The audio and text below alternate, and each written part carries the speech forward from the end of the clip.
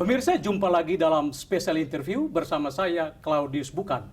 Corona meneror dunia, menciptakan kepanikan luar biasa. Ekonomi terpuruk, ribuan nyawa melayang. Kapan semua ini berakhir?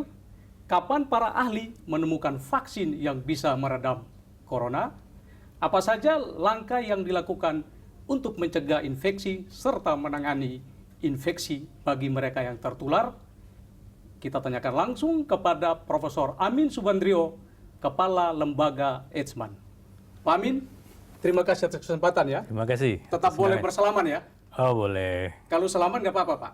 Tidak apa-apa, asal cuci tangan setelah itu sebelum menyentuh muka. Dan sama-sama sehat ya? Sama-sama sehat. Pak Amin, ini hari Rabu, tanggal 11, ada satu yang meninggal, WNA, kasus imported. Ya. Kenapa bisa meninggal, Pak? Biasanya pada kasus ini, infeksi virus corona ini, sebagian besar sembuh sendiri. Namanya self-limiting disease. Tetapi pada kasus-kasus tertentu di mana mereka sudah memiliki comorbid, artinya underlying disease, penyakit yang sudah diderita sebelum terinfeksi oleh virus corona, nah itu yang akan menjadi semakin buruk dan itu yang menjadi penyebab kematian. Statistik menunjukkan bahwa sebagian besar mereka yang meninggal itu usianya di atas 60 tahun. Jadi bukan penyebab tunggal semata-mata karena terpapar corona meninggal, tapi ada penyakit bawaan. Betul. Jadi yang menyebabkan kematian bukan virusnya, tetapi kondisi lain, penyakit-penyakit lain yang menyertai, itu yang menyebabkan dia misalnya gagal ginjal, gagal hati, gangguan pernafasan.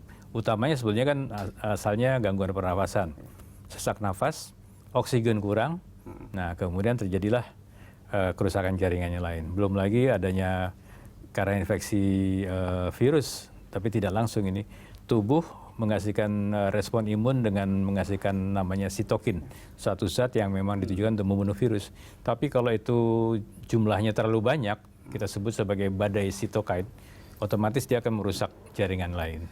Argumen ini bisa valid kalau kita lihat data yang meninggal ini kan karena dia mengidap juga penyakit lainnya, diabetes, pneumonia. Tapi kalau misalkan ada pasien yang meninggal dan dia tidak mengidap penyakit lain, bisa nggak dipertanggungjawabkan? Ada beberapa kasus walaupun jumlahnya sangat sedikit, misalnya usia yang muda atau pertengahan ya 30 tahun atau bahkan di Cina ada yang sampai 4 tahun. Itu mungkin saja terjadi, biasanya itu karena memang sistem kekebalan pasiennya tidak terlalu baik. Ya, jadi betul-betul untuk penyembuhan ini kita mengandalkan sistem kekebalan tubuh. Begitu pasien yang dirawat itu sudah bisa dikembalikan fungsi tubuhnya, kemudian dia bisa kembali sistem kekebalannya, maka sistem kekebalan itu yang akan mengeliminasi virusnya. Nah, itu yang semua kita kejar sekarang. Banyak laporan, bahkan pemerintah sendiri sudah mengumumkan bahwa yang berpotensi meninggal itu, atau yang terinfeksi ya Pak ya, Prof, itu usia di atas 65 tahun. Tapi kalau kita lihat kasus yang terjadi di Indonesia, yang terinfeksi itu kan ada 30-an tahun, ada 40. Bagaimana penjelasannya, Prof? Betul, kalau yang terinfeksi itu usianya rentangnya bisa lebar memang. Walaupun saat ini masih diamati justru yang usia-usia muda itu sedikit yang terinfeksi. Jadi memang yang banyak terinfeksi, sekali lagi kita memperhatikan kasus yang terbanyak di Cina ya. Kasus yang terbesar itulah pekerja yang mereka memang aktif, jadi kesempatan tertularnya banyak, dan juga pensiunan. Pensiunan terkait dengan tadi usia di atas 60 tahun. Ya. Ini kalau sudah meninggal ya, ini WNA asing, bisa nggak yang meninggal ini berpotensi menularkan kepada tenaga medis yang merawat? Pada hari-hari pertama masih mungkin. Artinya kalau masih ada virus di saluran nafasnya, kemudian ketika kita menangani jenazahnya, entah ditekan atau segala macam, kemudian masih bisa menyemburkan. Ya, tapi kalau sudah berapa hari, karena virus itu tidak bisa hidup tanpa sel hidup. Ya, jadi kalau selnya sudah mati, maka dia akan mati dengan sendirinya. Tentu perlu beberapa hari. Makanya prosedur penanganan jenazah itu juga menjadi sangat penting. Dia tidak boleh sampai menularkan orang yang menangani jenazah itu. Jadi dibungkus rapat dengan plastik dan sebagainya. Pertanyaan lanjutan, Prof. Ya. Ada yang meninggal, ada yang sembuh. Ini sembuh ini karena apa? Ini penting kita sadari bersama nih. Jadi intinya kalau kita lihat secara keseluruhan nih orang-orang yang terpapar, ini seperti piramid. Jadi tidak semua orang terpapar virus akan sakit, akan tertular, maaf. Yang tertular tidak semuanya akan sakit. Yang sakit tidak semuanya berat. Yang berat tidak semuanya meninggal. Ya, jadi kita lihat ada seperti piramida. Yang paling bawah ini yang tertular tapi tidak sakit atau sakitnya hanya ringan.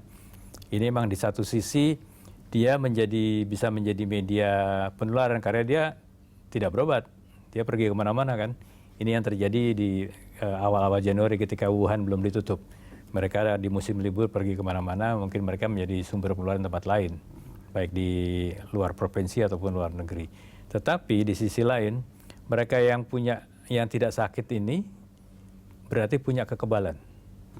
Ya, kita punya rumus nih, risiko infeksi sama dengan dosis virus dikalikan dengan virulensi atau keganasan virus dibagi dengan kekebalan.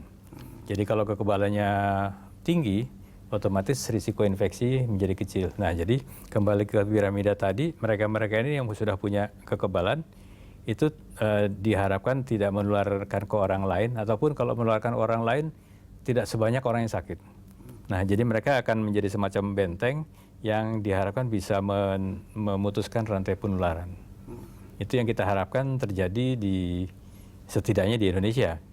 Ya, kalau semakin banyak orang-orang yang kebal, maka kita akan mendapatkan namanya herd immunity, kekebalan kelompok. Nah, jadi kalau ada orang sakit kemudian menularkan ke si A misalnya, kalau dia tidak punya kekebalan maka dia akan sakit dari kan menularkan ke orang lain. Tapi kalau dia punya kekebalan, dia tidak sakit maka dia tidak menularkan. Nah, jadi kita bisa contain, bisa kita batasi di orang-orang yang artinya dibentengi oleh orang-orang yang kebal tadi.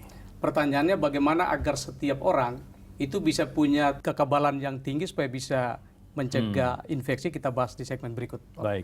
Pemirsa, tetaplah di Special Interview. Apakah ini mitos?